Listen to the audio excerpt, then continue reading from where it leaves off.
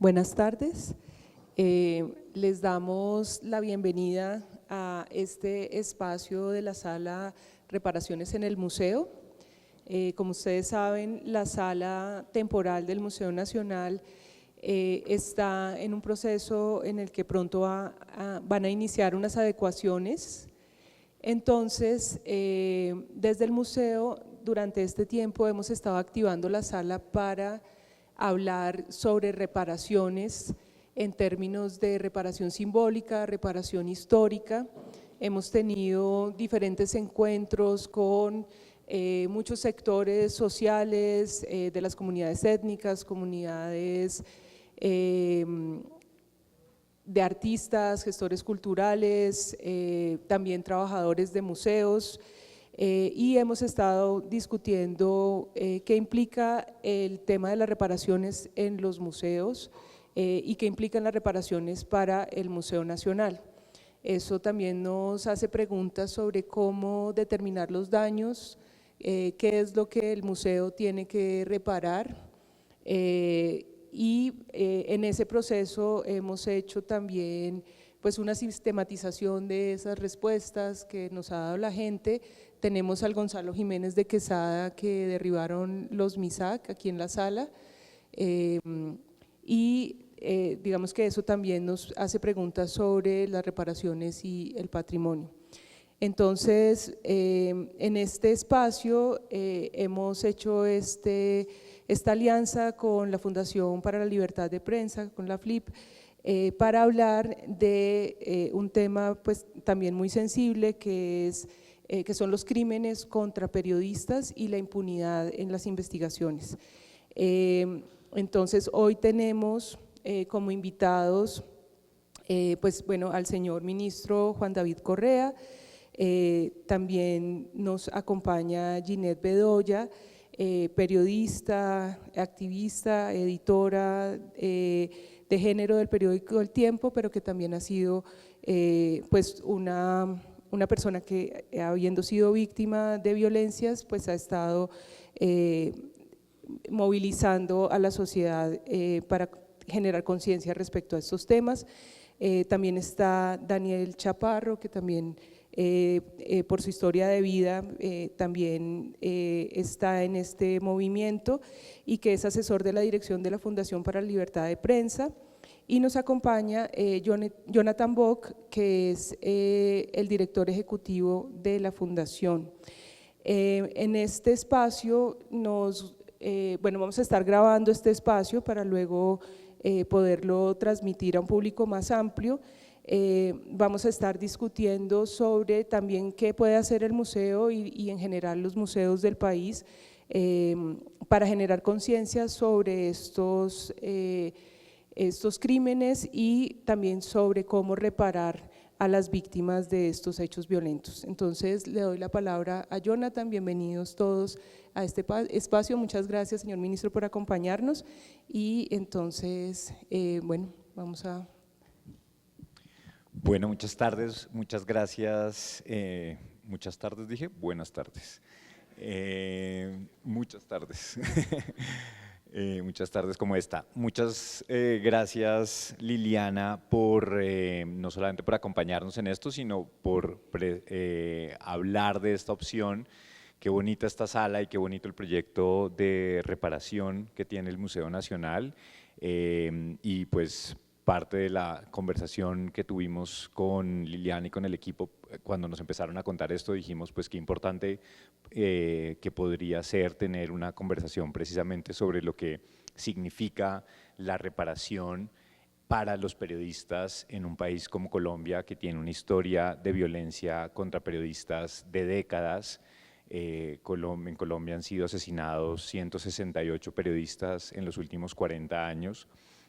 Colombia ha sido el país más letal para el ejercicio periodístico y esto es una historia que desafortunadamente, creo yo, y ahora miramos las diferentes opiniones sobre esto, pero creo que no ha tenido una mirada que pueda dar cuenta de esa historia tan trágica y de las implicaciones. Así que veíamos muy pertinente poder conversar sobre esto y qué bueno poderlo hacer con Juan David, ministro de Cultura, con Ginette, con quien siempre es sumamente valioso poderla escuchar, y con Daniel Chaparro, que pues también ya vamos a conversar sobre por qué es tan importante también poder hablar con Daniel en este momento. Yo solamente quiero mencionar que en los últimos 2 años ha habido 4 hitos que son importantes en materia de reparación o que son fundamentales en materia de reparación para periodistas en Colombia. El primero de ellos tiene que ver precisamente con el caso de Ginette, y es una sentencia por parte de la Corte Interamericana sobre la que ya vamos a hablar y que marca un camino y marca una hoja de ruta de esperanza y de, como Ginette siempre ha dicho, de transformar toda su lucha individual en una posibilidad de esperanza colectiva y de generar mejores mecanismos para la protección de las periodistas mujeres. Un segundo hito muy importante ocurrió en enero de este año y fue la solución amistosa del Estado con el caso de Guillermo Cano, quien después de décadas de total impunidad ocurre este homenaje y este acto que habla de la responsabilidad del Estado en la falta de investigación y en la falta de justicia frente al magnicidio que supuso el asesinato del director del diario El Espectador. Un tercer hito importante que lo quiero incluir también porque a pesar de que no se trata de una sentencia o de una acción por parte del Estado, sí fue o es muy emotivo lo que sucedió con los 25 años del asesinato de Jaime Garzón y el libro que su hermano, una novela gráfica espectacular que les recomiendo la puedan revisar, comprar, porque es realmente una historia, la historia de Jaime, pero la historia de su familia, pero la historia del país. Es un tercer acto también que nos habla de cómo la cultura, de cómo una manera de acercarse a ese dolor también pues es una manera de reparación y de memoria. Y el cuarto hito tiene que ver con el caso de Julio Chaparro y Jorge Torres. Julio Chaparro, el papá de Daniel, un cronista maravilloso que trabajaba para el diario El Espectador, junto al fotógrafo Jorge Torres, fueron asesinados en Segovia, Antioquia, en 1991. Estos son los 4 casos, no me quiero alargar, pero era importante hacer esta introducción para entender por qué estos 2 años han sido importantes cuando hablamos de reparación para la memoria, reparación individual. Y con ese preámbulo, pues quería iniciar la conversación y quería empezarles preguntando, podemos hacer una ronda en orden, pero quería empezar preguntándoles, cuando hablamos de reparación, hay que hablar de impunidad. De alguna manera es como lo que nos lleva a decir, tenemos que hablar de una reparación de otras formas porque la justicia no ha hecho su trabajo. Yo quería preguntarles qué quisieran ustedes destacar de esas características de la impunidad, pero también de esos horizontes de solución que da la reparación. Ministro, si quiere empezar. Bueno, no, pues gracias a Jonathan, por supuesto a Liliana por ser los anfitriones y quienes proponen este espacio desde la Fundación para la Libertad de Prensa y desde el Museo Nacional de Colombia. Gracias por supuesto a Ginette, a quien conozco hace 24 años, y a Daniel, a quien conozco también hace más de una década.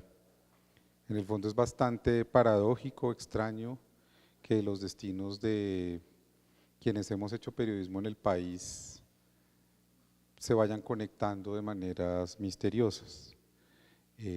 Cuando yo comenzaba a ser periodista en el año 2000, gracias a la generosidad de Ramón Jimeno, que me dejó entrar como un todavía no graduado de literatura a la sección Bogotá del Espectador. Ginette ya era una avezada periodista de investigación y quizás hubiera estado lejos de su sección en el momento de los hechos que ocurrieron en mayo de ese año, pero al mes y medio conseguí que me pasaran a Cultura, que era la sección vecina de Justicia.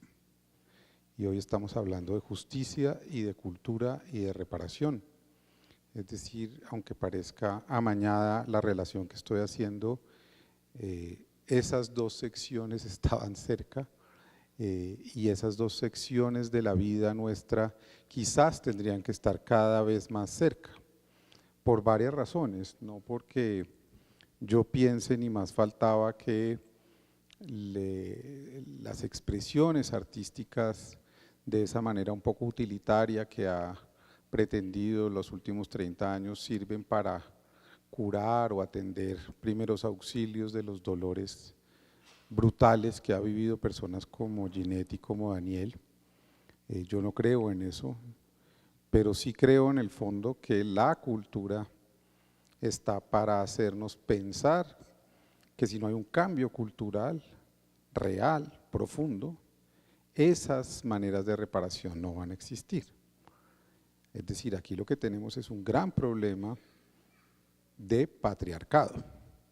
Es la fundación de una cultura patriarcal la que ha producido estas violencias de las que son parte tanto el padre de Daniel como Ginette en carne propia, insisto, ese viernes del año 2000 en donde todos nos quedamos un poco sin palabras ante el secuestro que tuvo en la cárcel aquí en Bogotá. Entonces la pregunta es bastante desafiante porque claro, la respuesta inmediata es la justicia debería fortalecerse, debería haber unos mecanismos más efectivos de aspirar a una reparación, a una verdad, a una celeridad, pero todas esas respuestas en el fondo lo que entrañan son unos anhelos que por ahora no van a suceder. Yo creo que las sociedades tenemos que sincerarnos, porque es que si seguimos esperando que las cosas van a mejorar, porque estamos hablando de ellas y no entendemos que son las realidades con las que tenemos que lidiar, las que quizás hay que empezar a contestar de otras maneras, esas reparaciones se van a quedar en ilusiones. A Ginette le costó 24 años y eso no es poco. A Guillermo Cano, o sea, estamos hablando del director de un periódico, alguien que venía del privilegio y que de una manera austera, sencilla, decidida, cuestionó su propio statu quo desde adentro. Miren todo lo que le costó, estamos hablando de 1987, del año 2000, en el caso de Jaime 1999, que valga decir, el señor José Miguel Narváez sigue en una guarnición militar detenido y no se cuestionan ese tipo de cosas de una manera mucho más vehemente. ¿Por qué? Porque esperamos que la justicia sea la que entrañe la reparación final. Y yo creo que la reparación tiene que encontrar otros medios y otros métodos en Colombia más efectivos para las víctimas. El primero de ellos, por supuesto, es el reconocimiento. Ginette está lo decía el lunes, su silencio dura 9 años, hasta que ella decide y dice no más, ya. Pero 9 años de silencio es casi una década de dolor, encerrada, digamos, en su cabeza dándole vueltas a esto. ¿Qué hago con esto? Entonces, eso nos tiene que hacer pensar cómo en el fondo estas reparaciones tienen que ponernos a nosotros como sujetos a entender que quienes tenemos que reparar no somos nosotros, porque pasan estas cosas y no nos condolemos lo suficiente, no actuamos lo suficiente como sociedad y le dejamos la responsabilidad a ese otro que se llama justicia. Ellos tendrán que resolver algún día y ese día entonces todos conmemoraremos, celebraremos, haremos actos y nos pronunciaremos. Y yo creo que la sociedad hoy tiene que tener una actitud mucho más desafiante, de eso están haciéndolo los jóvenes, entidades como la FLIP, la Comisión de la Verdad, que ha documentado casos, pero yo creo que la sociedad es la que tiene que empezar a tomar medidas mucho más audaces para que esa reparación también sea una reparación social y cultural. Es decir, una generosidad, un acompañamiento, una solidaridad, un contar estas historias de manera más cotidiana. Cuando a la gente del común le dicen, han sido asesinados 169 periodistas en los últimos 40 años, es una cifra más de las cifras que produce este país. Cuando a la gente le repiten, por eso mi insistencia en publicar esa novela gráfica de Jaime que financió Open Society con la FLIP y que en su versión impresa contribuimos desde el Ministerio de Cultura, es porque esa historia, así nos parezca que es muy común a las personas que tenemos más de 35 o 40 años, para los jóvenes de hoy no tienen ni idea. Mi familia murió, mis dos abuelos murieron el 13 de noviembre de 1985 en Armero, Tolima. Yo hablo de esto y he escrito sobre esto y voy a los colegios a hablar de esto, y lo primero que le pregunto a los niños y a los jóvenes, ¿ustedes saben qué es Armero? La gente no tiene ni idea qué es Armero, qué pasó en Armero, y estamos hablando de 1985. Entonces, yo vuelvo y pregunto, más que respuestas me hago preguntas, es ¿cuáles son las acciones audaces, sociales, educativas, culturales y pedagógicas para insistir en que los dramas que hemos vivido como sociedad y como sujetos de esa sociedad y como comunicadores, en el caso de los que estamos aquí sentados, se vuelvan en acciones de reparación casi que cotidiana? Si eso no sucede, que es lo que hizo Ginette, y eso es de admirar, es al dar el paso adelante y no parar, porque ya cuando conquista su voz, lo que vemos es que ella no se detiene y funda un lugar, y entonces no me van a parar bolas en esta corte, me voy ante la Corte Interamericana, y busca, como ella dice, con la voluntad construirse, diría yo, una propia reparación. Eso nos tiene que señalar algo, como habitantes de este país llamado Colombia, que no se ha reparado como sociedad. Yo terminaría diciendo que hoy el gran reto que tiene esta sociedad, tanto sus periodistas como sus víctimas, como sus verdugos, como los indiferentes, es entender que no vamos a llegar a un falso consenso en donde todos vamos a estar de acuerdo. Tenemos que entender que los conflictos humanos existen y que seguramente al derrotar al patriarcado y crear otras formas de existir en esta realidad, vamos a conquistar también unas nuevas formas de resolver esos conflictos que van a seguir insistiendo, porque vamos a pensar distinto, porque vamos a sentir distinto, y eso no nos lo podemos quitar de encima, porque vamos a comunicar distinto. Y con esto de verdad termino. Nosotros dos, creo, empezamos en un periodismo en donde aún se defendía la objetividad como un valor que no sé qué era. Nosotros nos hablábamos cuando salíamos, ¿la objetividad de verdad existe? No, la objetividad por supuesto es un valor caduco, pero lo que sí puede existir es la ética frente a un oficio, la que defendía nuestro maestro Javier Darío Restrepo, y es cuáles son nuestros límites éticos y morales a la hora de abordar una u otra historia. Esto como para crear, digamos, un campo de conversación, pero yo creo que la reparación no solo es judicial, la reparación tiene que ser cultural, cotidiana, social, y estos espacios ayudan a que eso suceda. Bueno, buenas tardes a todas y a todos. Yo creo que estar hoy en este espacio para mí es reparador después de 2 días que han sido como un tsunami, después del lunes cuando recibimos la ley que crea el Fondo No es Hora de Callar para prevención, ayuda y asistencia a las mujeres periodistas en Colombia. Y les decía ahora que este lunes pasado, 20 minutos antes de iniciar el evento en el Congreso de la República, me enteré que uno de mis victimarios estaba libre, y se me abrió el piso en la Plaza de Bolívar y creí que no iba a tener la fuerza para entrar al Congreso y estar al frente del evento. Volví a sentir ese miedo y ese terror no de los victimarios, a mí ellos ya no me generan miedo. El miedo a no tener tiempo para poder materializar las cosas que he logrado conseguir, a eso sí le tengo miedo. Entonces termina siendo muy paradójico que ellos mismos me pongan contrarreloj porque me llaman y me dicen que me prepare porque ahora sí me van a matar.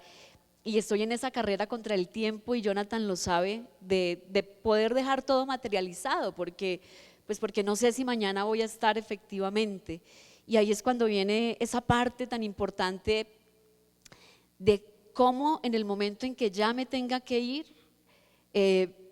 me vaya reparada, que no me vaya en deuda con el dolor que estos victimarios y que esta gente mala y que estos criminales me han causado a mí, le han causado a mi madre, a mis amigos y al periodismo, porque eso fue lo que pretendieron hacer. Y yo entendí eso de autorrepararme precisamente cuando hablé hace 15 años públicamente de la violación masiva que tuve que afrontar. Era muy difícil como confrontarme con la vergüenza, ¿no? Porque yo me decía a mí misma, ¿qué van a decir mis colegas hombres en la redacción? Ellos van a saber que yo soy una mujer que violaron masivamente, ¿cómo me van a ver?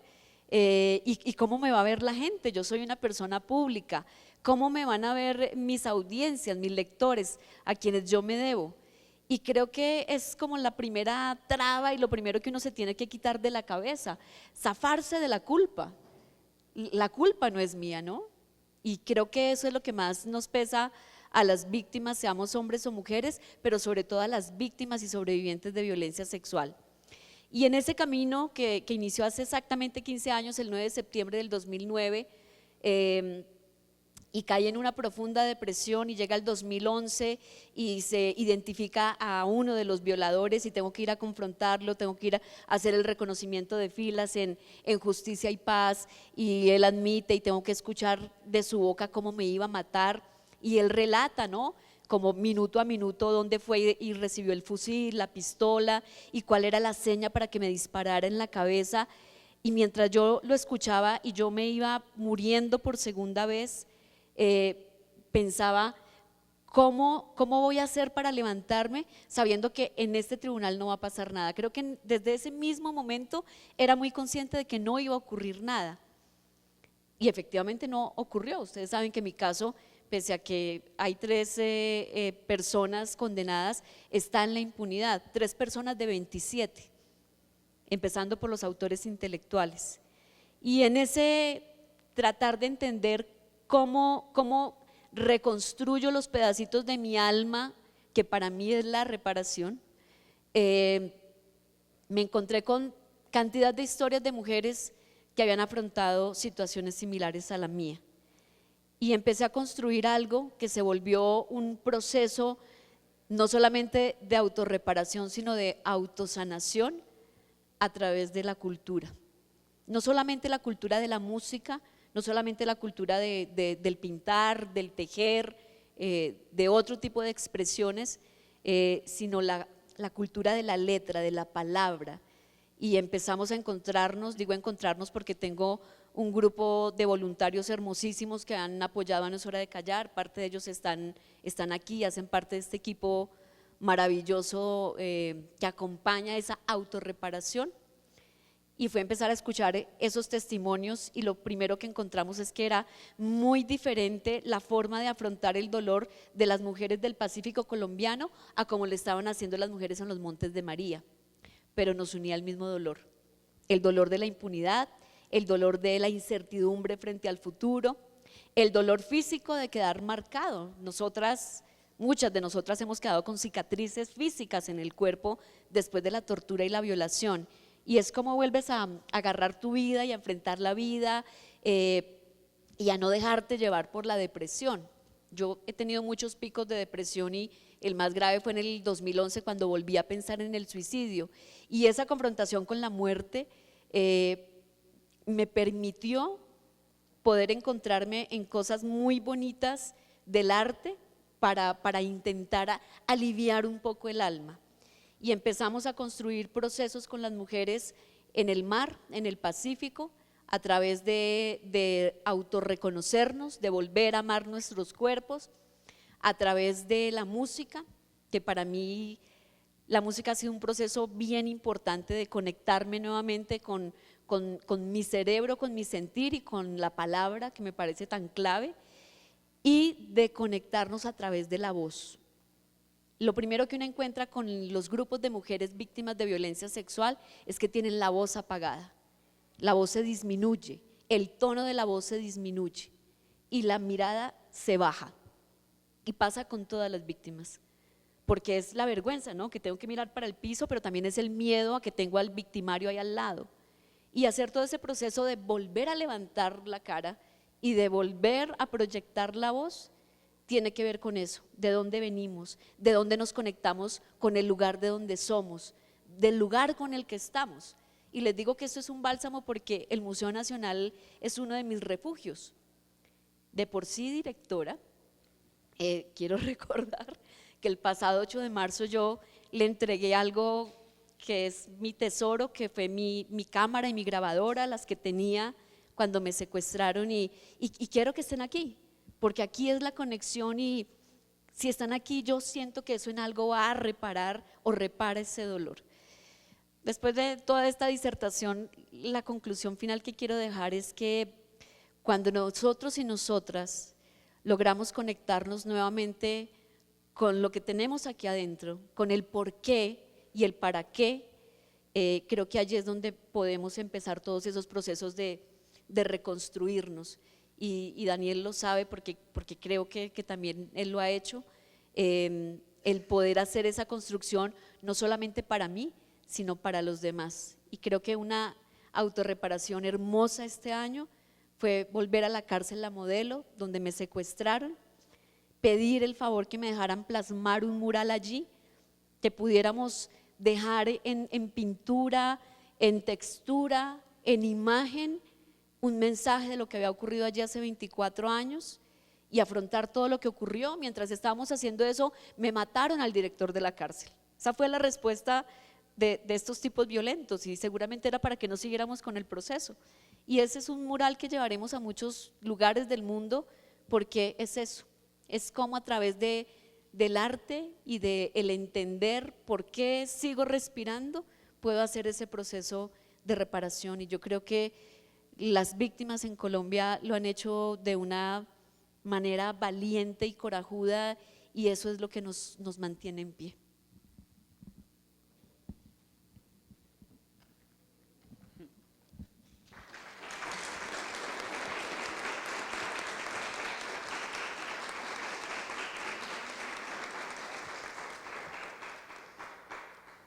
Bueno, yo no sé por dónde tomar todo este caudal de buenas reflexiones que han llegado a mí.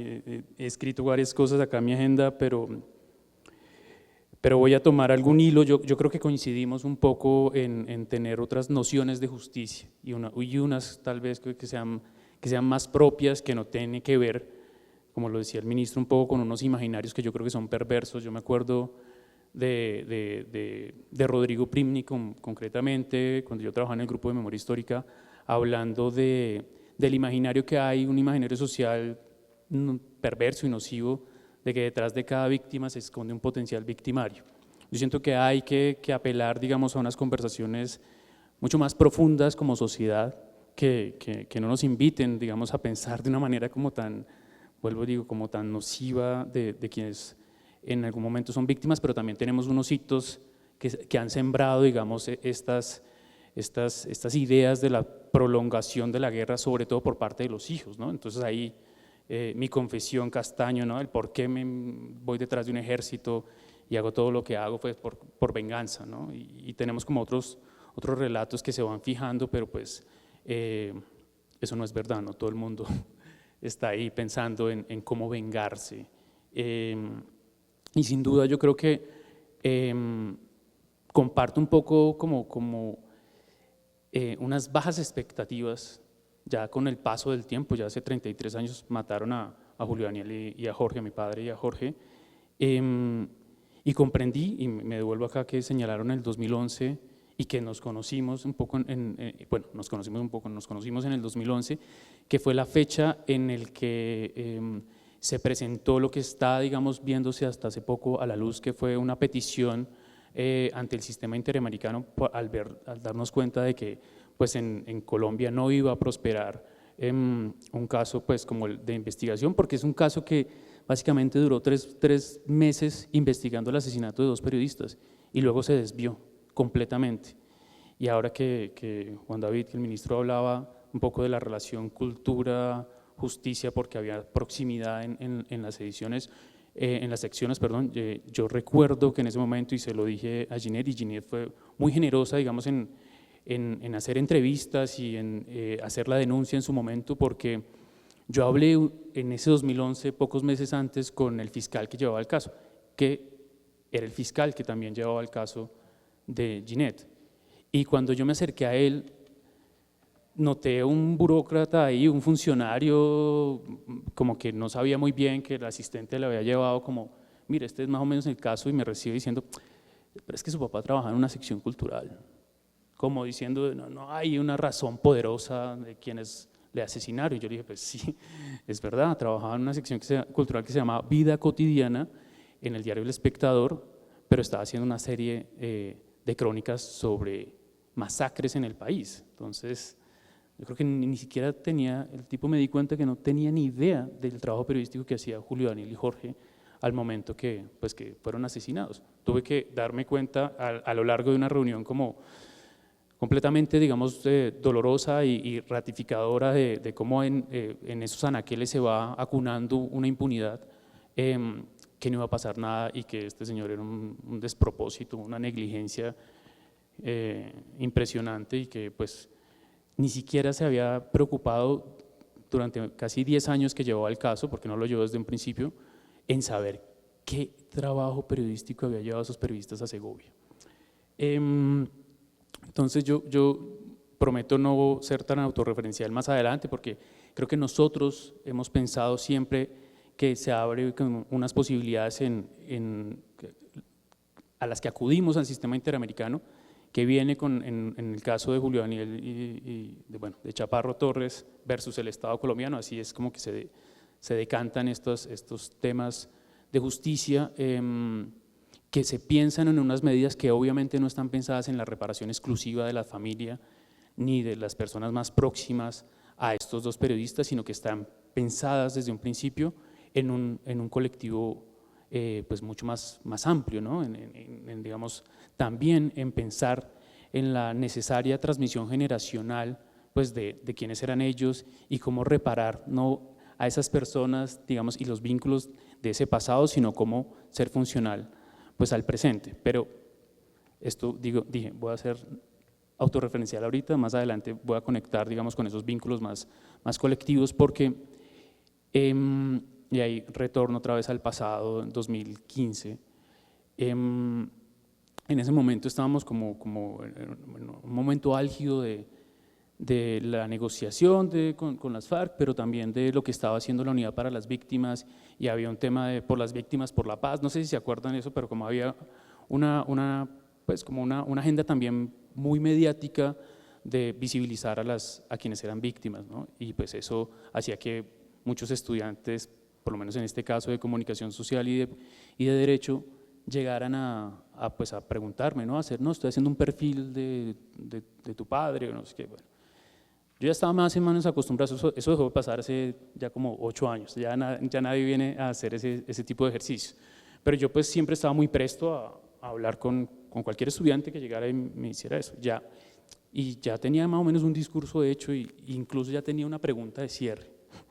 Y ya cada vez la hacía como medio más canchero. Entonces, al final yo decía, ¿cómo llegaste a Julio Daniel? ¿Cómo llegaste a Julio Daniel Chaparro? Porque pues mi padre no es, digamos, dentro de esa larga lista de periodistas que componen la sala de redacción de ausentes, pues no es uno de los tampoco más conocidos. Tiene como algún conocimiento, pero no es Jaime Garzón, no es Guillermo Cano, bueno, es de otra naturaleza. Y recuerdo, y esto lo dije en un conversatorio en 2015, un 2 de noviembre, que es el Día de la No Impunidad en Casos de Periodistas en el Centro de Memoria, Paz y Reconciliación.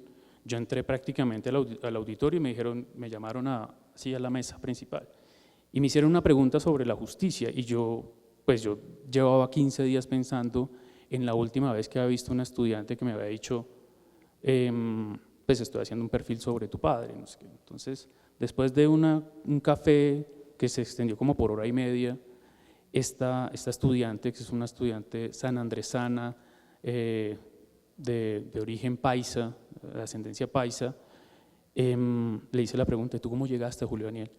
Y me dijo: mira, lo que pasa es que cuando se propuso, y esto creo que fue Mauricio Willes en una clase en la Javeriana lo propuso, cuando se propuso hacer perfiles de periodistas que fueron asesinados, pues mucha gente corrió un poco a Jaime Garzón, pero pues yo me acordé de tu padre. Y lo que pasa es que yo soy nieta de un abogado que fue juez, que le gustaba leer, le gustaba mucho la literatura y le gustaba la poesía. Y cuando yo era niña, mi abuelo me llevaba a la playa en San Andrés y me leía poemas de tu padre. Y yo creo que hasta el momento no he encontrado algo más reparador en mi vida que escuchar de una persona muy distante, digamos, geográficamente, muy distante también generacionalmente, que vuelva a los poemas de mi padre, que vuelva a los textos de mi padre, que fue un hombre de letras. Y yo creo que el culto más grande que uno le puede dar a una persona de letras es hacer como de su obra la posibilidad de que siga viajando en el tiempo y que siga viajando hacia otros lugares, y ver que el abuelo habla con la nieta, y esa imagen idílica que yo me hice en la cabeza inmediatamente del atardecer sanandresano, pues fue algo que yo incluso en las nociones de justicia dice: esto para mí es supremamente reparador. Entonces traigo ahí como muy anecdóticamente esto. Yo he estado también trabajando un poco en proyectos editoriales y creo en la posibilidad de realmente ser uno un sujeto mucho más activo y no esperar, no lo quiero decir de una manera brusca, pero no esperar pasivamente que una justicia que no avance, pues por fin camine. Y desafortunadamente, pues el hecho de trabajar en la Fundación para la Libertad de Prensa y de visitar casi que de alguna manera inmediatamente los lugares donde son asesinados periodistas por razones vinculadas a su oficio, me ha llevado a ver cómo en los últimos 5 o 6 años han matado a varios periodistas en el país, y desafortunadamente también ver cómo esos casos en términos de justicia pues no avanzan hasta el lugar donde tienen que avanzar, que es ver quiénes fueron los determinadores de esos asesinatos. Eventualmente logra capturar a quienes fueron los sicarios, pero no llegar a esa, digamos, esa noción de esclarecimiento que es, yo creo que la que más demandamos las personas que son cercanos a periodistas que fueron asesinados, que es saber quiénes y por qué lo mataron. Entonces, es algo que se está repitiendo. Y bueno, después volveré un poco más a decirles cuál es algo de lo que estamos poniendo en marcha con casos de periodistas que fueron asesinados hace 2 o 3 décadas atrás.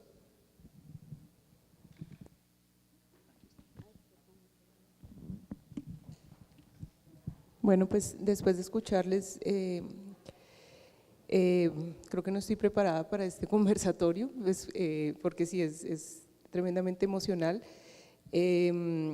Escuchaba un poco lo que decía Ginette sobre el concepto de autorreparaciones, que es algo que en unos conversatorios que hicimos aquí en mayo con las comunidades afroindígenas surgía, lo defienden mucho las comunidades, en particular los MISAC, respecto a no esperar a que se haga justicia, digamos, por las vías judiciales, pero también no esperar a que, digamos, el responsable o el perpetrador o quien debería responder decida de qué manera se repara, que también me parece pues muy poderoso de lo que ustedes hablan respecto a lo que tú estás haciendo con No es hora de callar, y también con lo que tú planteas de la sala de redacción de ausentes, o sea, cómo generar memoria, verdad, dignidad a partir de acciones propuestas desde las víctimas, que es como la pregunta que nos hacemos en el museo, o sea, ¿cómo repara el Museo Nacional siendo una entidad del Estado? Y cómo el museo en esa intención de reparar hace todo lo posible pues para no revictimizar también. Entonces, cómo ese trabajo con las comunidades o con las familias o con las mismas víctimas lo podemos construir conjuntamente para que el museo realmente haga acciones reparadoras que que también generen, sí, pues digamos un grado de, yo no sé si se puede hablar de satisfacción, pero que haya, digamos, como que se habían recibido por las víctimas. Eso es como lo que me queda y por supuesto también cómo el museo puede generar acciones, que es otra cosa que ha surgido en estas conversaciones que hemos tenido en esta sala, para digamos, hacer lo necesario para resignificar el trauma, o sea, para que esto realmente se pueda ver el hecho victimizante de otra manera y eso ayude a resignificar el trauma. Muchas gracias. Creo que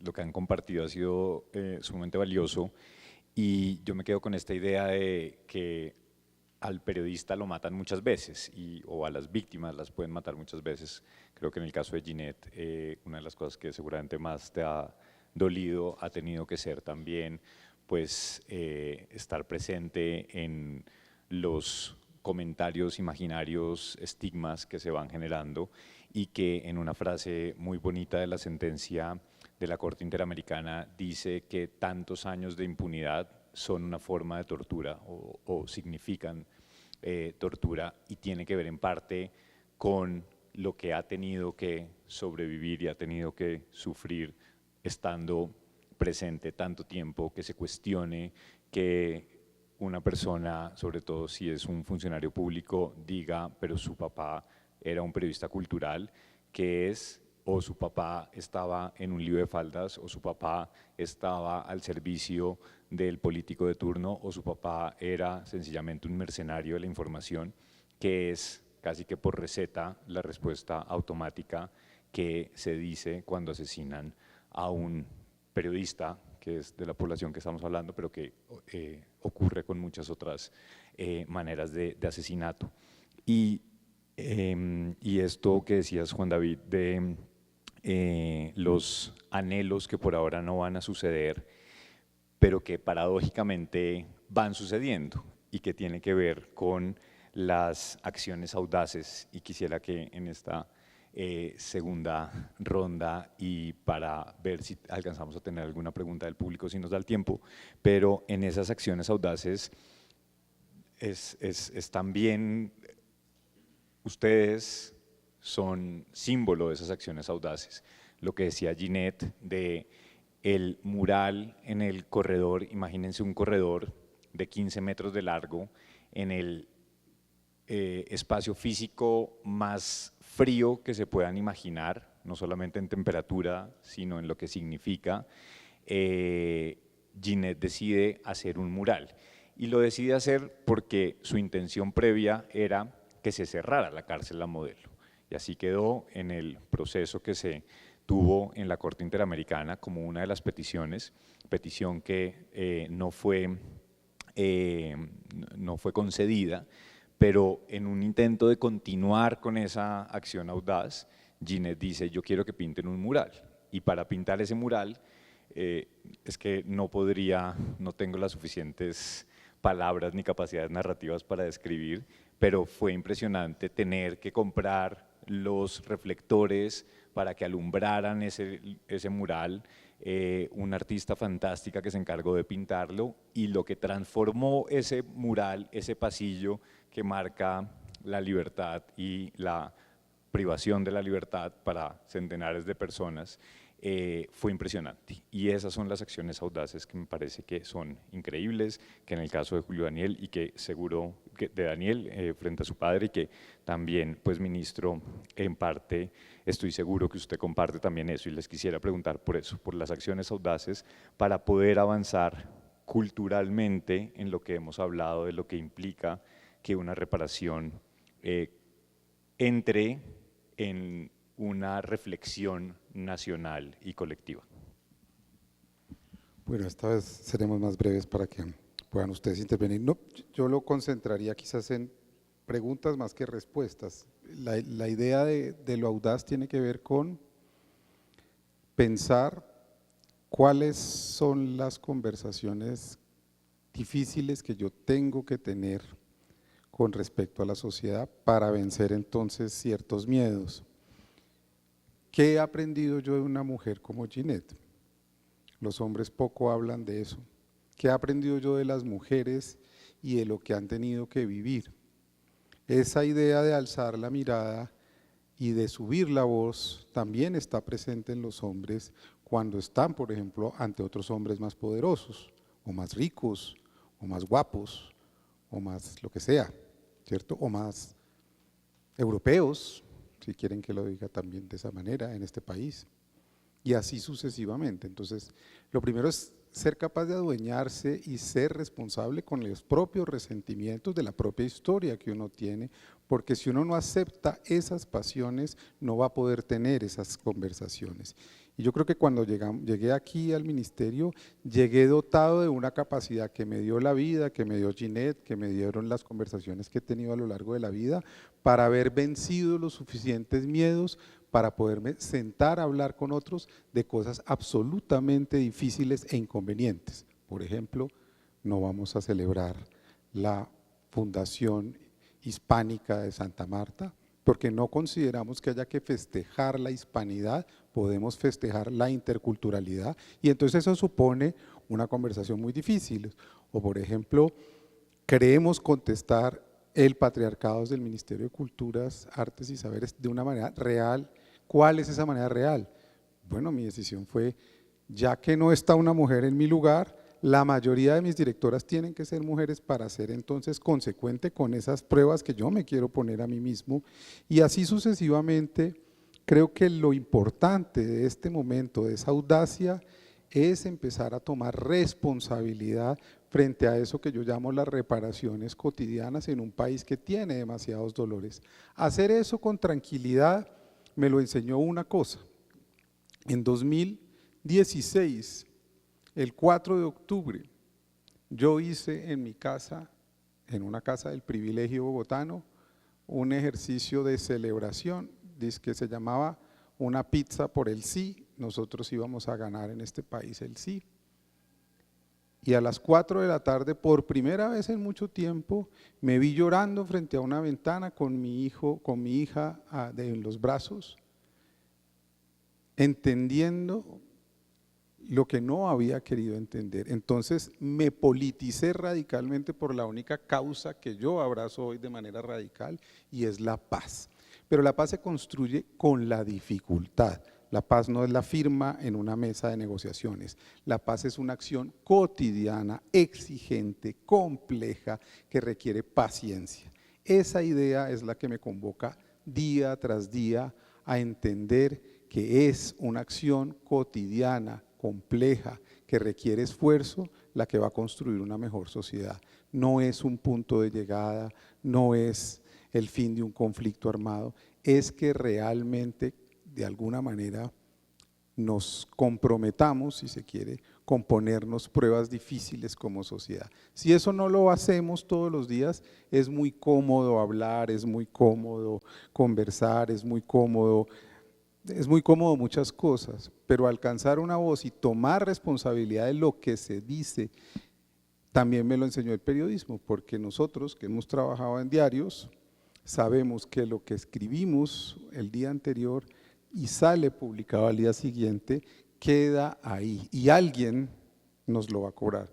Un ejemplo chiquito, cuando estaba comenzando en esa sección, una vez escribí el saxofonista Chet Baker, porque yo me las sabía todas, y obviamente los fanáticos del jazz casi me acaban porque era un trompetista. Ese día aprendí una lección, y es que uno tiene que actuar en todo lo que haga en esta vida con responsabilidad y sabiendo que lo que haga tiene una consecuencia sobre alguien. Esa sería un poco mi reflexión abierta, porque no tengo respuestas suficientes y porque todos los días me hago preguntas difíciles sobre mis propias contradicciones vitales, sociales, sobre mis hijos, sobre mi familia, sobre mis relaciones, sobre lo que me duele, porque cuando a uno le duelen las cosas, entonces actúa. Si uno está pensando en las cifras, pues sí, va a la oficina y toma algunas acciones, pero lo que a uno le duele, uno toma acción sobre eso. Yo creo que esa es un poco mi respuesta. Yo creo que esas, como esas grandes acciones que terminan autorreparando, pero también construyendo memoria, deben partir del ubicarnos en el ahora. Y entonces, escuchando al ministro, me devuelvo en el tiempo a esos días de la redacción, cuando nuestro ministro pues era un joven descomplicado que estaba…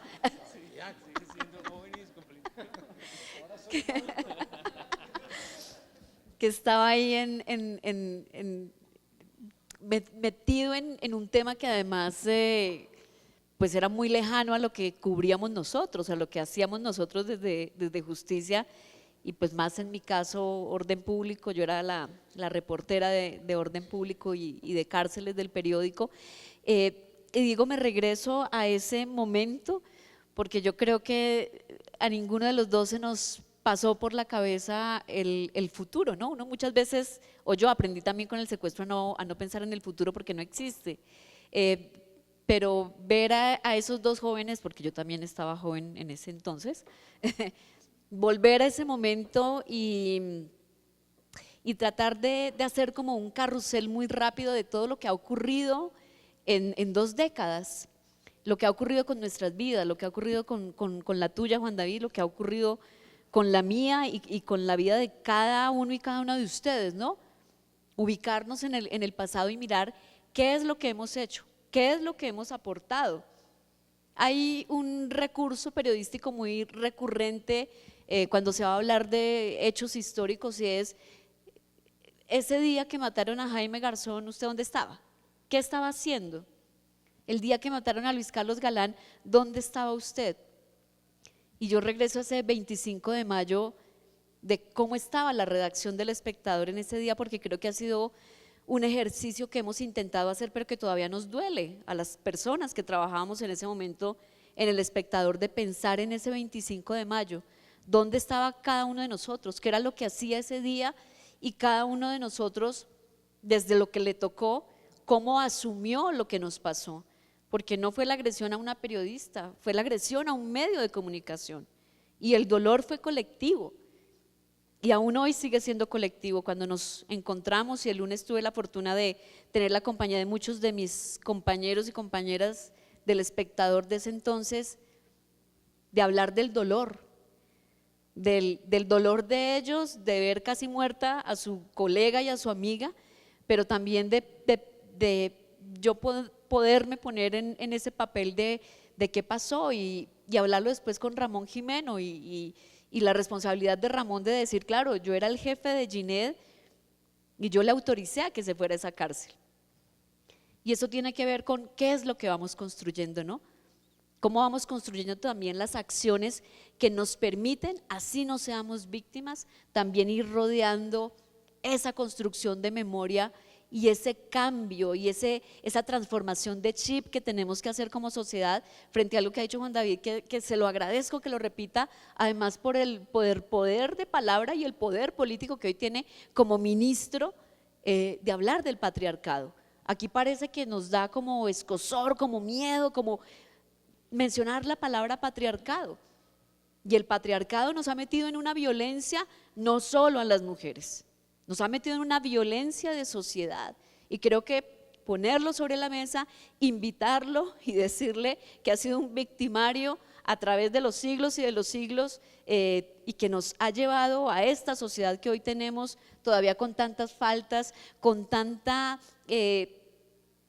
anestesia frente a lo real que debemos rescatar, como el respeto, como la empatía, como el entendimiento, como el sabernos diferentes y saber también dar discusiones desde la diferencia.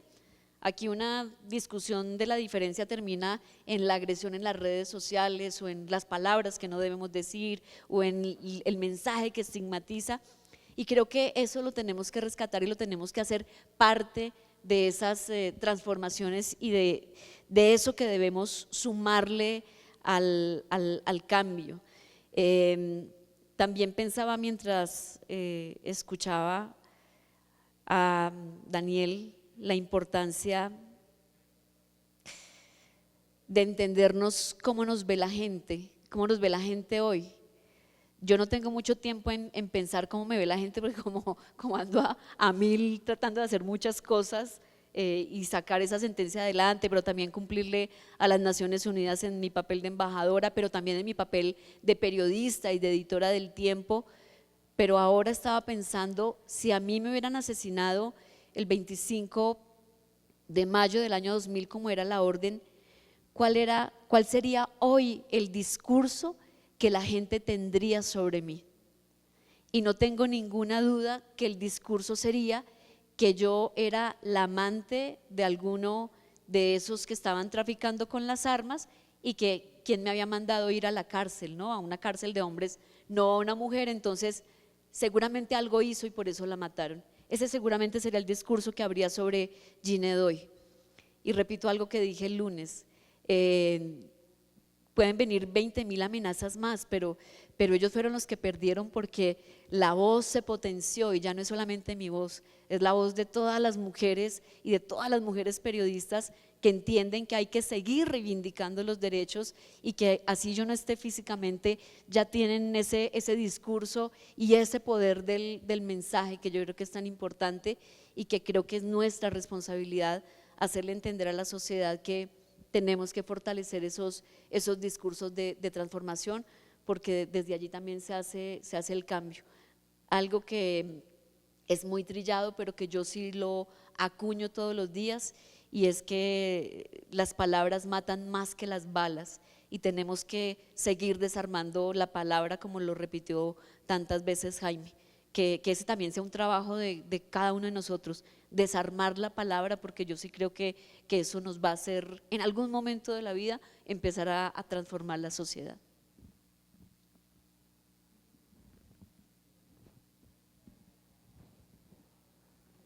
Bueno, me voy a ir como por dos caminos, entonces voy a coger como primero de un poco de lo que se está haciendo, y aquí es algo que todavía no se pueden ver, pero se está cocinando. Yo he escuchado ahorita, hablan de Ramón Jimeno, y vengo ayer de 1986 viendo un semanario que se llama Zona.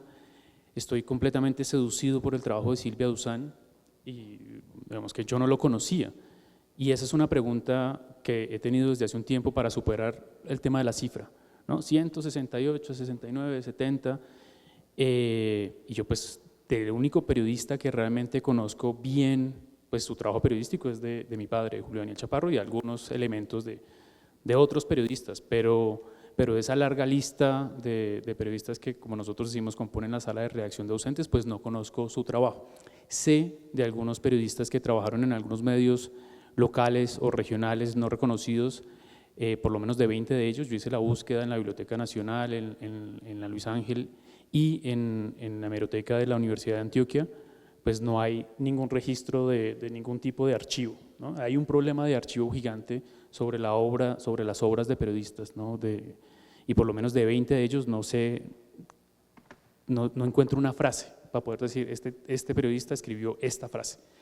Entonces, lo que yo no voy a desconocer avances, digamos, en la memoria de la violencia contra la prensa, contra periodistas en Colombia. Siento que hay unos avances, pero que se puede seguir, digamos, sumando a lo que ya está hecho, ¿no? Desconocer lo que se hizo con la palabra y el silencio que hizo el Centro Nacional de Memoria Histórica con apoyo de la Fundación para la Libertad de Prensa, pero creo también como en la necesidad que no solo en estos momentos las nuevas generaciones puedan mirar el trabajo o la alta calidad del trabajo periodístico que hacían periodistas como, repito, Silvia Duzán, a quien entrevistamos a las personas más cercanas de la sala, de la redacción que tenía. Entonces hablamos con Ramón Jimeno y bueno, por las curvas de ese trabajo, digamos, de archivo, he llegado a esa propuesta periodística que se llamaba Semanario Zona, de la cual no tenía ni idea, y pues completamente juguetones en ese momento y muy interesante pues la propuesta periodística, pero es el archivo, es lo que queda de ese periódico que me permite consultarlo un poco, no solo por memoria oral, sino por la posibilidad de consultarlo físicamente, y en eso estamos un poco tratando de llevar esa sala de redacción de ausentes y de tener el trabajo periodístico de periodistas que fueron asesinados. Ahí vamos, ténganos paciencia, va a llegar, esa es una ruta. La otra, lo que yo un poco más por historia de vida he trabajado, pero también como, como profesionalmente lo he hecho, es el tema de la memoria. Y realmente yo sí, y la memoria da muchas vueltas, entonces yo en un momento pensaba hacia el 2008 de una forma mucho más militante sobre las causas de la memoria. Después varié y me frustré, digamos, por esa persona que estaba un poco más militando sobre esas causas, y luego he llegado a una cosa que para mí es lo que estoy pensando en este momento, pues como medio hegemónicamente sobre el tema, y es la memoria imaginada. Entonces, que es un poco la memoria en la que yo no me expongo en el dolor y el sufrimiento, como casi que el canon de la manera arquetípica de contar la memoria de quienes hemos sido víctimas de alguna manera del conflicto, víctimas más directas, porque yo creo que todo el mundo aquí ha tenido algún tipo de relación con la larga lista de conflictos que hemos tenido en Colombia. Pero pienso en esa transgresión de las maneras de contar y de contarse, en la posibilidad de ir hacia la ficción. Entonces yo por lo menos, es que puedo contar dos cosas allí. Yo escribí un texto, voy a pararme en 2017 creo que fue, estaba fuera del país y escribí un texto donde básicamente muy autobiográfico, eso solo lo ha visto una persona y yo que lo escribí. Entonces me daba muy duro, me daba mucho palo ahí en ese momento, pues escribiendo casi que obviamente literalmente cómo ha sido como el proceso de encontrarme con algunas personas, la memoria. Yo hice una tesis sobre los rumores del silencio y la memoria en Segovia, la memoria en casa, entonces cómo se elaboró la memoria en casa, y bueno, y me fustigaba mucho. Pero en algún momento conocí a Eduardo Halfon, un escritor guatemalteco maravilloso, y yo le estaba contando esto y yo le dije, no, es que en mi tesis yo escribí un segmento sobre la fragilidad del recuerdo, y en ese momento en la tesis que yo hice dije que recordaba 7 momentos vividos con mi padre, y era como una urgencia de recordarlo cada momento, cada instante, y tener esa imposibilidad de hacerlo, ¿no? Como cada momento de mi padre. Entonces, bueno, uno hace un esfuerzo de memoria, me acuerdo de esto, me acuerdo de eso. Y Halfon me dijo, ¿y tú no los escribiste? Y yo, no, pues yo solo enumeré 7 momentos vividos con mi padre y no tengo más, hago el esfuerzo, ¿no?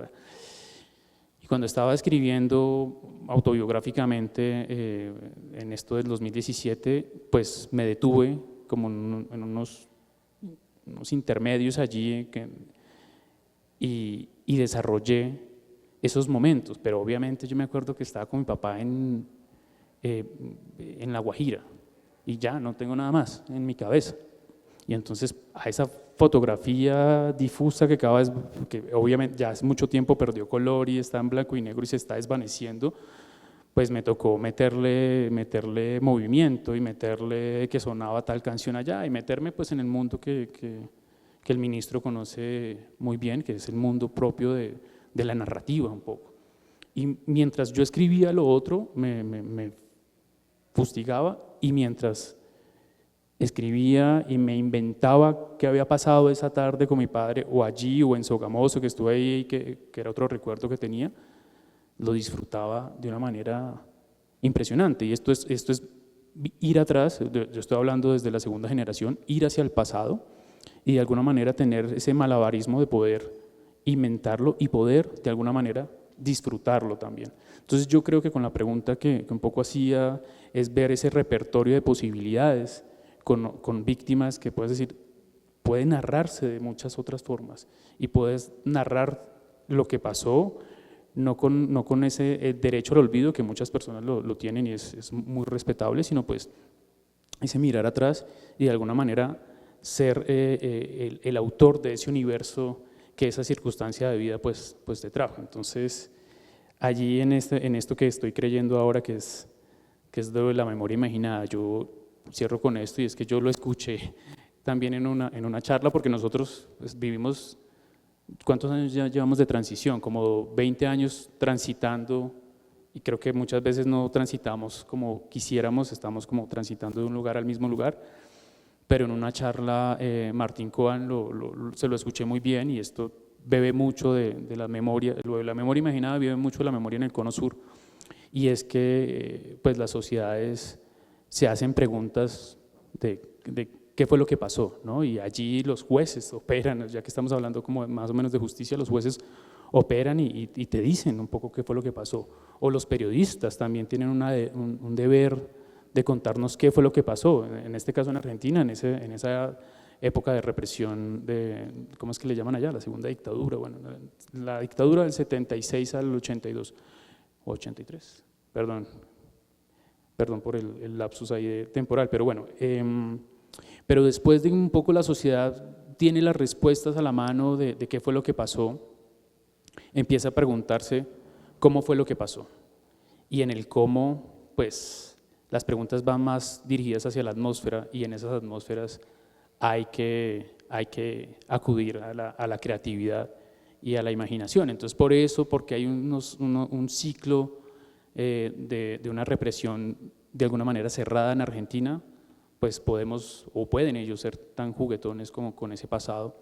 Nosotros desafortunadamente tenemos unas violencias que nos siguen acompañando y que siguen mutando de una manera impresionante.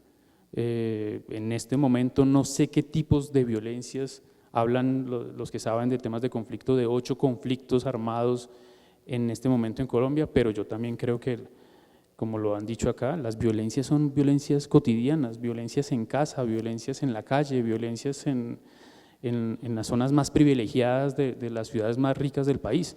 Entonces nos cuesta un poco pasar de la pregunta del qué, que nunca logramos responder del todo, a las preguntas por el cómo. Yo quisiera agradecerles a Daniel y a Ginés la generosidad en compartirnos sus maneras de sanar, como las formas que han transitado en este proceso.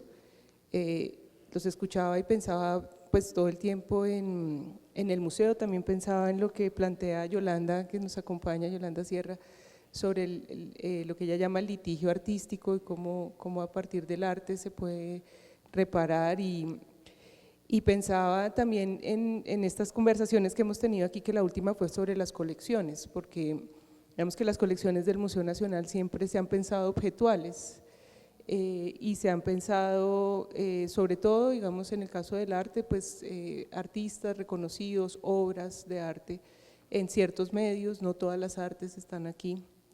Pero entonces les escuchaba y pensaba en esto que ustedes hacen y en cómo el museo puede ser un repositorio de esto, ¿no? O sea, como de estas maneras de sanar, más que, porque claro, siempre está ese riesgo como de revictimizar, pero esto que tan bonito que describía Daniela hace un momento, de la posibilidad de la creatividad y de la posibilidad de imaginar y de imaginar esas memorias, aunque no haya, digamos, una evidencia, que es lo que buscan los juicios de cómo fue ese pasado con estas personas que ya no están, pero cómo imaginarlos permite también a la sociedad volver a pensar en ellos de otras maneras, y también lo que hablabas de estas víctimas, o sea, como esa jerarquía de las víctimas, ¿no? Entonces, si no era, no sé,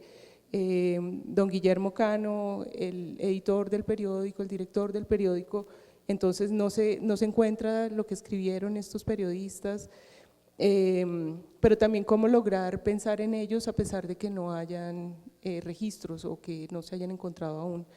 Creo que hay muchas posibilidades de lo que se puede hacer desde el museo en ese sentido, sobre todo para permitirle también a la sociedad reconectar con esas personas y con ese legado que dejaron, y también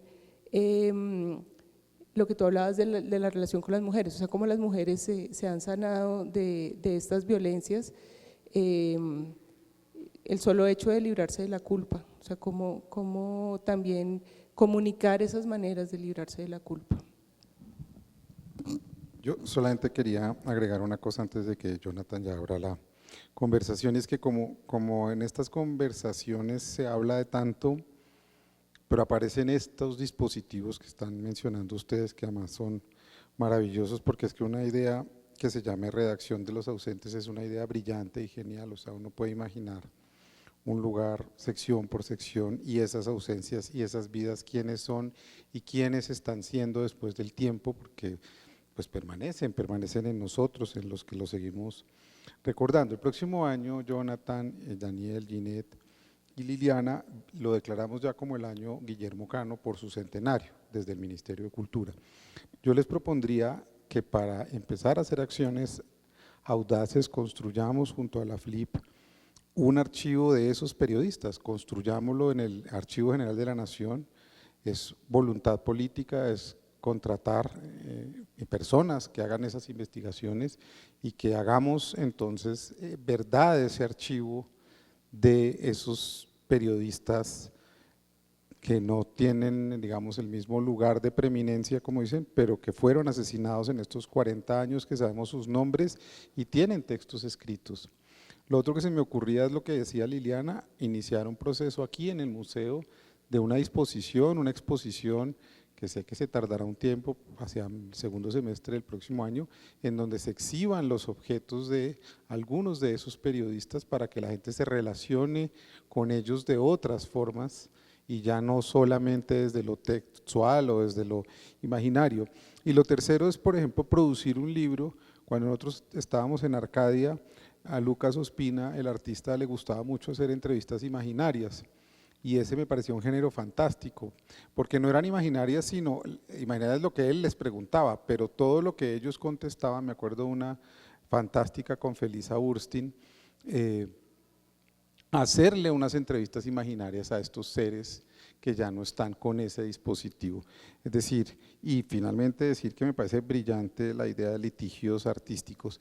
Creo que tenemos que también hacer un foro de dispositivos artísticos y dispositivos culturales que le pueden servir a la sociedad y a las víctimas para emprender acciones de reparación, que fue la pregunta con la que inició Jonathan. Esto como para quizás darle un asidero a estas conversaciones y que tengan unas consecuencias reales, si se puede decir de alguna manera, en la decisión política del país. Es que no me van a perdonar si no menciono un personaje que hace parte de esos procesos de reparación. Este año, bueno, la sentencia de la Corte Interamericana ordenó 13 medidas de reparación, pero 5 medidas son muy potentes y son política de Estado. Una de esas medidas es la creación del programa Transmedia No es hora de callar, que lanzamos oficialmente el pasado 8 de marzo y que yo le pedí al gobierno que lo pudiera hacer aquí en la fachada del Museo Nacional, por lo que ya les he dicho, este espacio para mí significa mucho, esa es otra conversación, pero este espacio es como parte de mi vida. Y pues intervenir la fachada del museo era un sacrilegio, pero lo logramos, y era proyectar un mapping para poder mostrar eso que queríamos hacer. La idea del mapping surgió de alguien que está aquí, que en ese momento era la viceministra de las TIC y que ahora tengo la fortuna de que sea una de las investigadoras del Centro de Memoria No es hora de callar, Sindey Bernal, y decidimos lanzar un personaje que es un personaje nacional y que nace precisamente de ese proceso con las mujeres. Lo voy a contar rápidamente, algunos y algunas de ustedes ya me lo han escuchado, pero hace 9 años uno de mis victimarios, otro, quedó en libertad. Yo quedé en una depresión grandísima, llamé a las mujeres de los Montes de María, le dije a una de ellas que si caminaría conmigo, así como de la nada, y ella me dijo, pues sí, caminamos, pero ¿cómo a dónde, no? Y yo le dije, quiero que regresemos al Salado, a donde ustedes fueron violentadas sexualmente. Y ella me dijo, bueno, sí, vamos a caminar las dos. Yo le dije, pues sí, las dos. Y las dos terminó siendo 700 mujeres, todas víctimas de violencia sexual por parte de los paramilitares en medio de la masacre del corregimiento del Salado en el Carmen de Bolívar. Hicimos un recorrido de 20 kilómetros desde el Carmen hasta el Salado. Era la primera vez que ellas retornaban después del hecho violento. Y en medio del camino empezaron a salir maripositas moradas. Ese ejercicio me llevó a pensar que yo debería recorrerme muchos lugares del país, y así lo hice.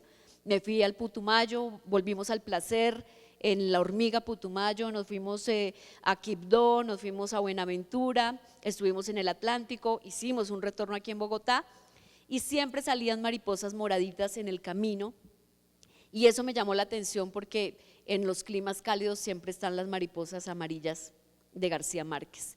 Y empecé a indagar qué significaba eso.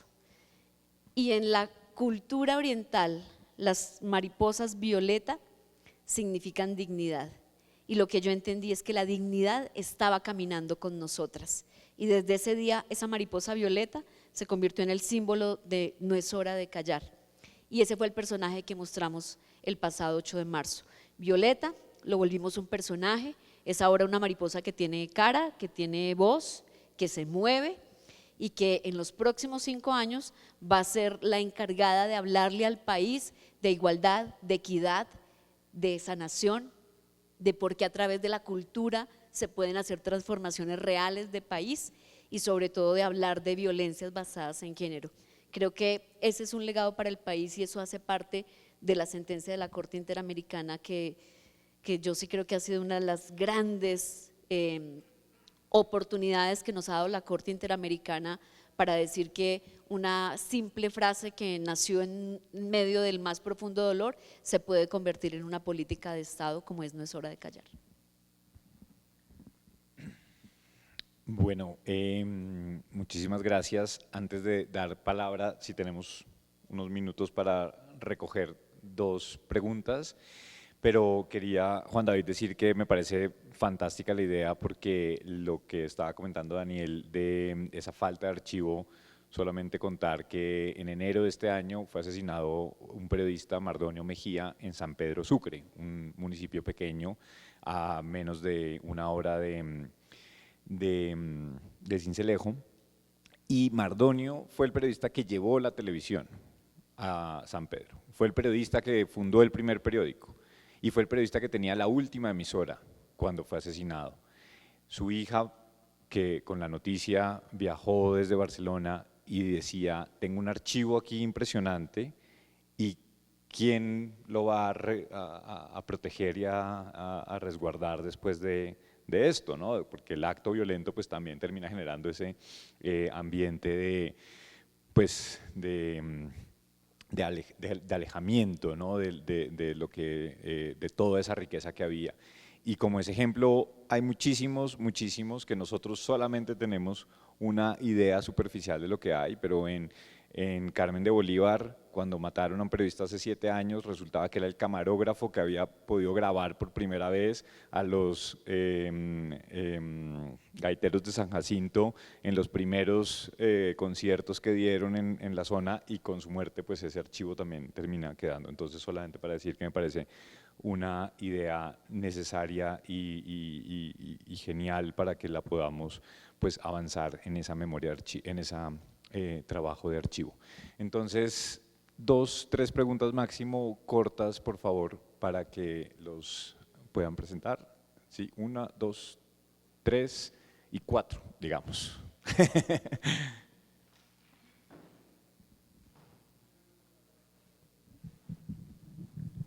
Gracias. En primer lugar, quiero decirles que siento el dolor de ustedes como mío, o sea, que me duele profundamente lo que les ha pasado y que Violeta seguramente nos va a ayudar a tramitar ese dolor. Yo solo quisiera, por favor, referirme a 4 palabras que ustedes han usado. Digamos, tú usaste una palabra que es acción audaz, el ministro reparación, Ginette autorreparación y tú memoria imaginada. Y yo quisiera proponerles otra que se llama litigio artístico, litigio estético. En Medellín dicen si no hay justicia hay rap, si no hay justicia hay ópera, si no hay justicia hay performance, arte, murales y tal. Entonces yo tenía acá unas conversaciones con la directora sobre la palabra autorreparación y cualquiera que sea, ahora lo entiendo más, lo importante es que logre su objetivo. Pero hay un decreto presidencial que declaró el 25 de mayo del 2000 el Día de la Dignidad de las mujeres periodistas víctimas de delitos sexuales. Después la Corte Interamericana de Derechos Humanos ordenó, entre las 13 órdenes de la Corte, hizo 5 de reparación simbólica. Entre esos 60 minutos mensuales durante 5 años del programa Transmedia. Entonces, ¿por qué digo yo eso? Porque realmente es una reparación simbólica muy potente, la de la Corte y la del decreto, digamos, porque el Estado reconoce o le hacen reconocer su responsabilidad y como consecuencia de eso la reparación simbólica. La autorreparación, yo creo que como tú le dices, claro, me deja sin palabras, pero realmente la reparación es un derecho, la reparación simbólica es un derecho. Daniel y tú tienen derecho a ser reparados simbólicamente a esa emisora, a esa Violeta, y lo que hace el Museo Nacional es reparar simbólicamente, y lo que hace el ministro, lo que propone el ministro el año entrante es una reparación simbólica y ustedes tienen derecho a eso, todos tenemos derecho. Y lo que hacen para mí ese mural tan impresionante, que yo estuve en el acto con la viceministra de Justicia cuando abrieron, es muy impresionante, pero para mí eso es un litigio muy potente, un litigio que se hace con arte, solo quería, es como como el término, una acción audaz, estética, y eso no nos quita el derecho a que las reparaciones simbólicas se hagan y que las deba pagar el responsable de esos delitos, que es en últimas el Estado.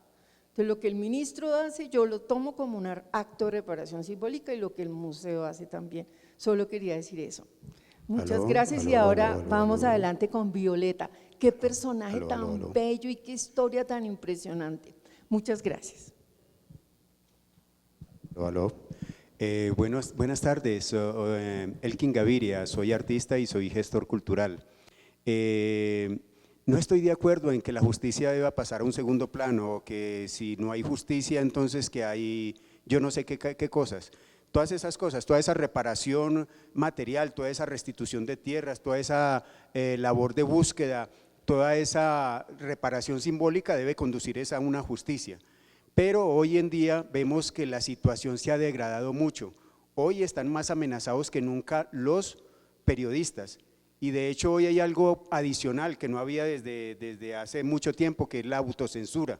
Se están autocensurando porque es muy difícil la cuestión del confinamiento y de la amenaza sobre los territorios. Eso no lo podemos negar, la situación se ha degradado. O sea que no entiendo por qué nuestras élites, sean de izquierda o sean de derecha, yo no creo que aquí haya, ¿cómo es que se dice?, una diferencia entre izquierdas y derechas. Me parece que son unas facciones de la misma élite que administra el Estado, la misma élite burocrática. Entonces se han olvidado de lo principal, que es el sentido común, utilizar el sentido común para encontrarle salida a esos problemas que nos aquejan, que aquejan a la mayoría de nuestra población. Entonces, justicia principalmente. Si hoy hay más amenazas por parte de los perpetradores es porque los perpetradores piensan que no van a tener castigo. Entonces eso es un aliciente y cada vez será peor, porque si no hay justicia, pues entonces ¿qué tipo de freno van a tener ellos, ¿no? El Museo Nacional estaría encargado, creo que tiene por misión proteger, como lo dice la Constitución, ¿no?, artículos 12 y 13 y 72 y 73, proteger la identidad cultural del pueblo colombiano. Hace poquito cumplió 200 años el Museo Nacional y la música que trajeron fue la música del hip hop, con eso fue que celebraron ahí al frente y se olvidaron de toda esa rica bagaje, patrimonio cultural que tenemos, toda esa cantidad de folclore riquísimo que es premiado en otros países, en otros continentes, y se olvidaron de toda esa riqueza, simplemente porque lo que tenemos ahorita pues es el hip hop, es el rap, es el rock, ¿sí me entiende? Entonces, contestando a esas preguntas, ¿cuáles son las conversaciones que tenemos? Entonces debemos de pensar en esa soberanía cultural, no es el enfoque diferencial que ya de sobra sabemos que ese no ha resuelto nada. Entonces, ¿por qué no pensamos en los que han estado excluidos por esta época, que son los pueblos mestizos? ¿Sí? Alrededor de los pueblos mestizos es que podemos originar un diálogo que nos convoque a todos, porque es que nuestros mestizos, o mejor dicho, nosotros como mestizos no somos hijos de algo diferente a los afros, a los indígenas y a los europeos. ¿sí? Gracias. Entonces, ¿Tienes una pregunta? sí, que me resuelvan eso, porque es Creo esa que eso falta no de se va a sentido poder común. resolver. No, me aquí, falta pero solamente… nos solamente- faltaba una sol- siguiente pregunta solamente- y con eso cerramos. Solamente un puntico final. Hace poquito se conmemoró el Museo Nacional los 200 años de la Constitución del 21, y uno diría, hizo para exaltar esa labor. Fíjense ustedes lo que pasó hace 200 años, esa guerra cruenta, esa cantidad de violaciones de derechos humanos y esa gesta de esa gente por tratar de superar esa situación. Y nosotros ahorita los estamos dejando olvidados porque la historia es la reciente. La que le está parando bolas a la institucionalidad, esa es la historia reciente. O sea que de esa misma manera en que nos estamos olvidando de esas gestas de hace 200 años, dentro de poquito se van a olvidar de esa gesta que están haciendo ustedes. Por eso, la Constitución del 21, de 1821 fue motivo de burla por parte del Museo Nacional. Todo lo que trajeron acá fue para burlarse y para demeritar la Constitución del 21. Bueno. Entonces así no podemos hacer. Esos son los diálogos que teníamos que hacer. Qué pena me da, pero el señor ministro dijo que deberíamos de sincerarnos. Y me disculpan ser tan sincero. Gracias. Muy bien, gracias. Sí. Pero, por favor, preguntas cortas para que se puedan hacer. Gracias. Mi nombre es Gloria Vallejo. Ginette, tú sabes la cercanía que tenemos y toda la admiración y cariño que te tengo.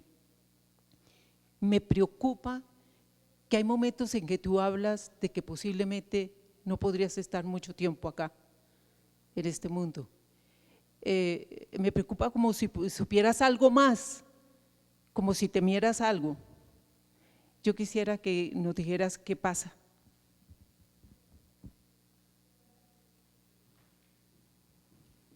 Bueno, y teníamos una última pregunta acá.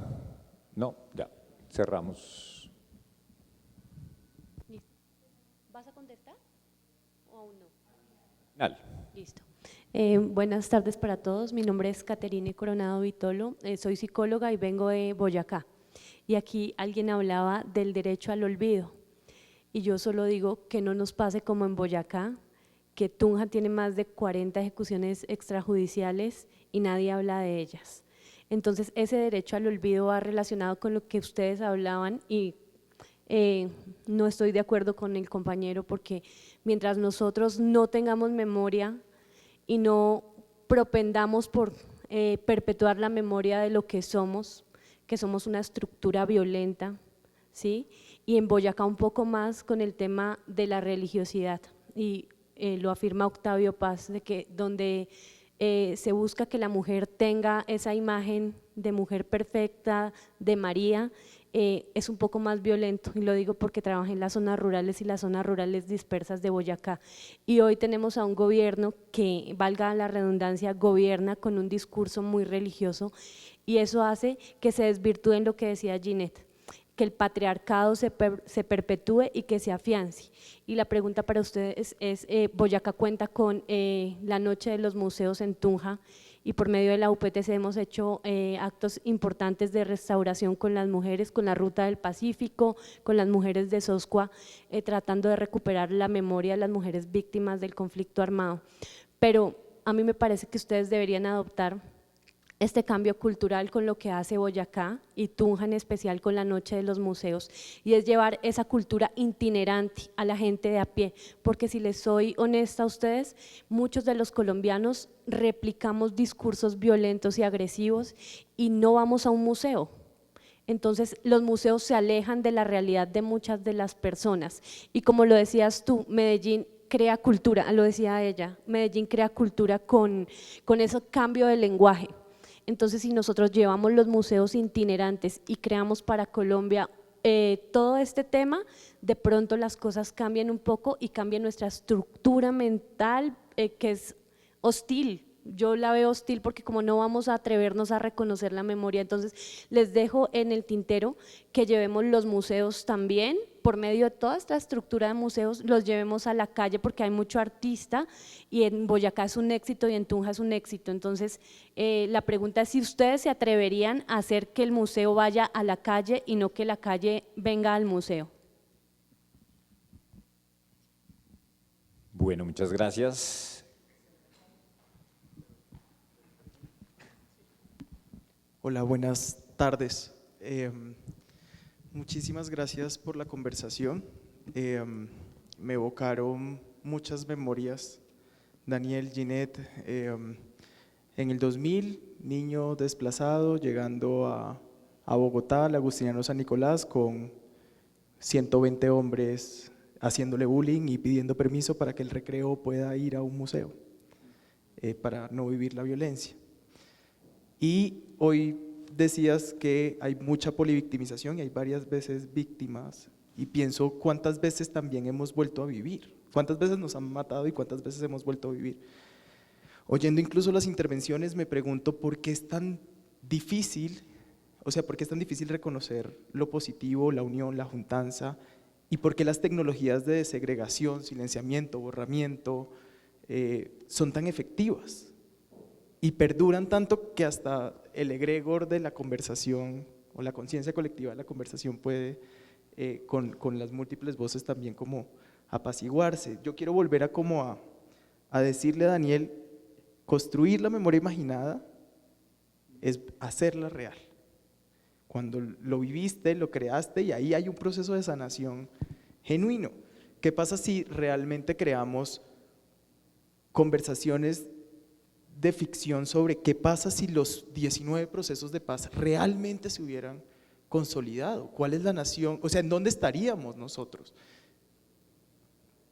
Estaríamos teniendo una conversación distinta en este momento y estaríamos saliendo de una manera mejor. Yo creo que realmente desinstalar o hablar de la agencia, de lo positivo, de la memoria, que es un ejercicio que ustedes lo han hecho con sus acciones valientes,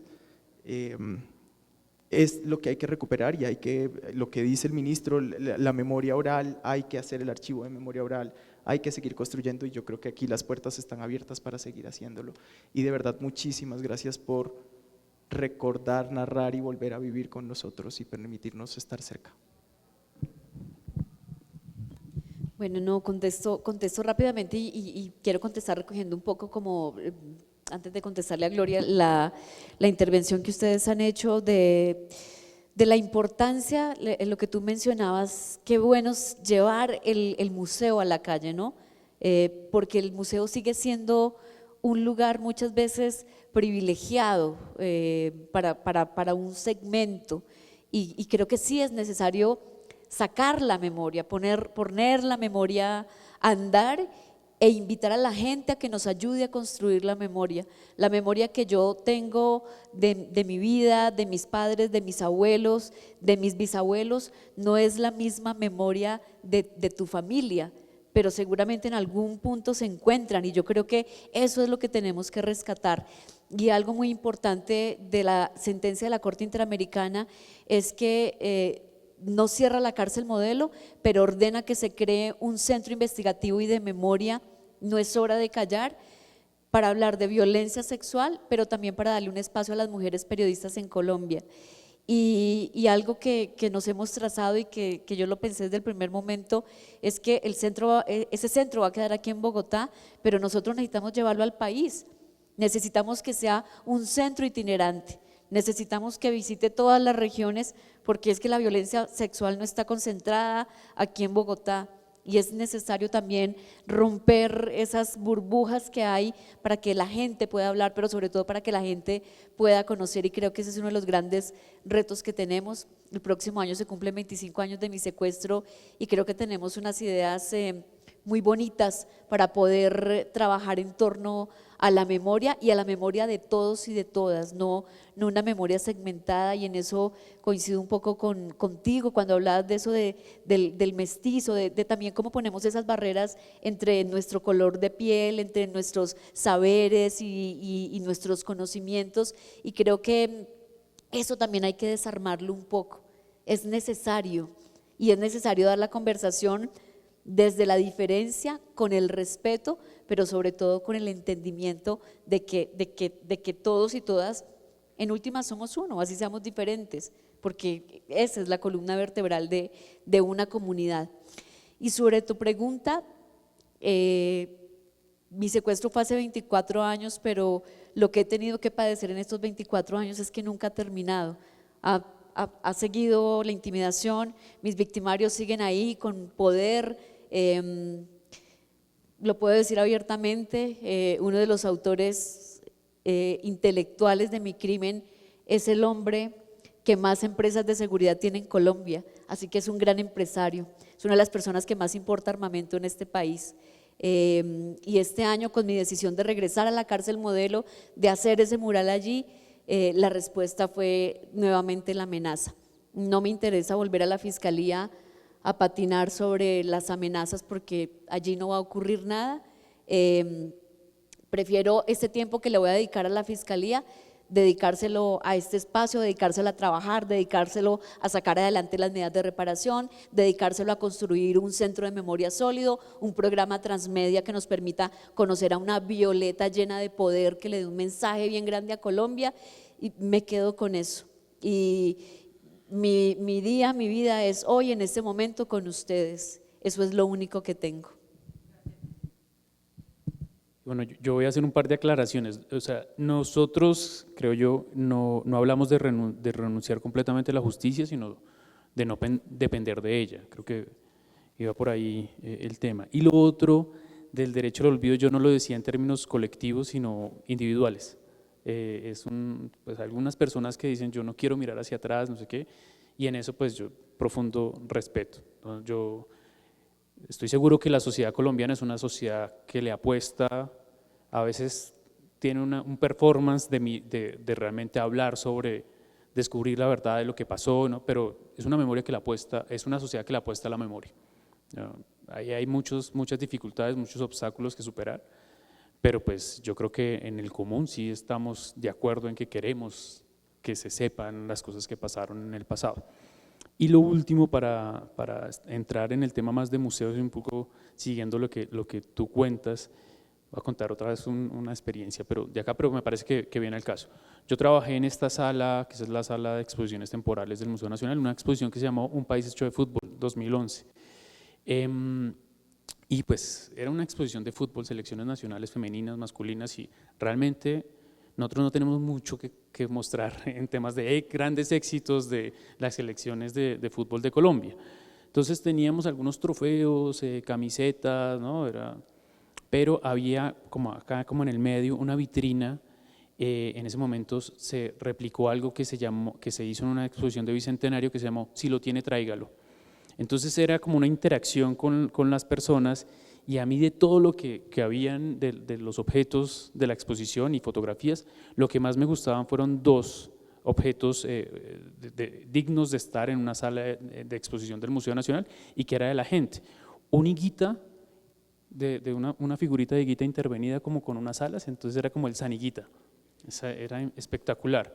Y un objeto de un gomoso, un señor que colecciona camisetas de fútbol, pero que cuando era niño en el Mundial del 62 no podía tener el álbum el álbum de Panini, en ese momento no sé cómo me acuerdo, no podía tener ese álbum, y lo que hizo ese señor fue, ese niño fue en su cuaderno de colegio ir pegando las figuritas, y entonces tenía un álbum hecho por él.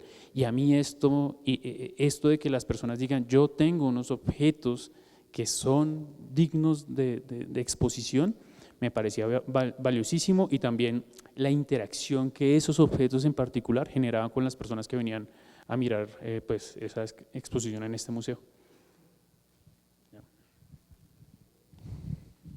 Bueno, no, pues yo quisiera agradecerles nuevamente a la Fundación para la Libertad de Prensa, a Ginette, a Daniel, por su generosidad contándonos todas estas cosas, y también pues esperando que esto sea un terreno fértil para que hagamos cosas a futuro. Reiterar pues que el Museo Nacional está abierto y también cuestionándose muchas cosas para que haya cabida para estas historias y para estas personas que se fueron. Entonces, bienvenidos siempre, muchas gracias. Muchas gracias. No, muchas gracias a ti, Liliana, y al museo.